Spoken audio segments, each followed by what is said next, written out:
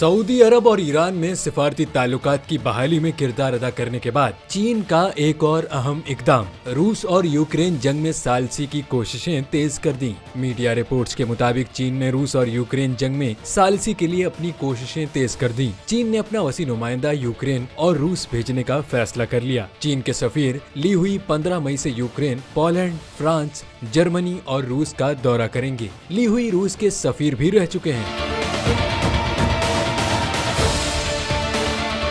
चीनी वजारत खारजा के तर्जुमान ने प्रेस कॉन्फ्रेंस में कहा है कि दौरे का मकसद यूक्रेनी बहरान के सियासी तस्फिये पर तमाम फरीकों के साथ बातचीत करना है और चीनी नुमाइंदे का ये दौरा चीन के अमन को फरोग देने के अज़म को जाहिर करता है। याद रहे कि गुज़िश्ता माह चीन के सदर शी जिनपिंग ने यूक्रेनी सदर ज़ेलेंस्की से फोन पर बात भी की थी। यूक्रेनी सदर से बातचीत के दौरान चीनी सदर शी जिनपिंग ने कहा था कि चीन हमेशा अमन के साथ खड़ा होता है। दूसरी जानिब चीनी सदर के रूस के दौरे के दौरान रूसी सदर व्लादिमीर पुतिन ने कहा था कि चीन का अमन मंसूबा यूक्रेन जंग के खात्मे की बुनियाद बन सकता है, ताहम यूक्रेन और मगरिब अमन के लिए तैयार नहीं है।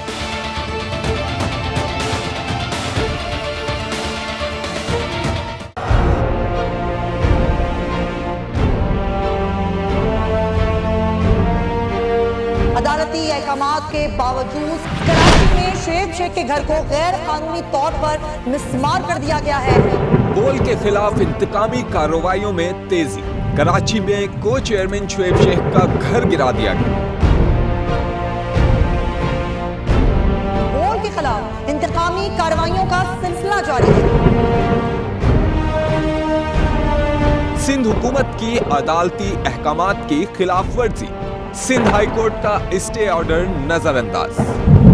सेक्रेटरी बल्दियात Najam Shah, director land Sawal Islam, director anti encroachment Imran Ahmed को नोटिस जारी। Administrator KMC director Saifur Rehman, DIG south Irfan Baloch, SSP Keamari Fida Hussain को भी फरीक बनाया गया। इससे पहले जो जुल्म के पहाड़ तोड़े गए, शुएब अहमद शेख की जबानी 60 दिन का वक्त होता है। 102 दिन के बाद मैं जीत गया, केस बरी हो गया।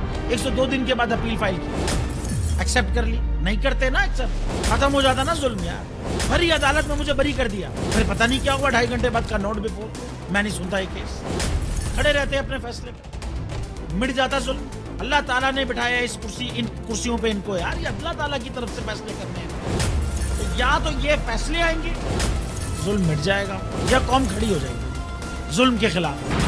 हर मुश्किल के बावजूद बोल हकीकी सहाफत करता रहेगा।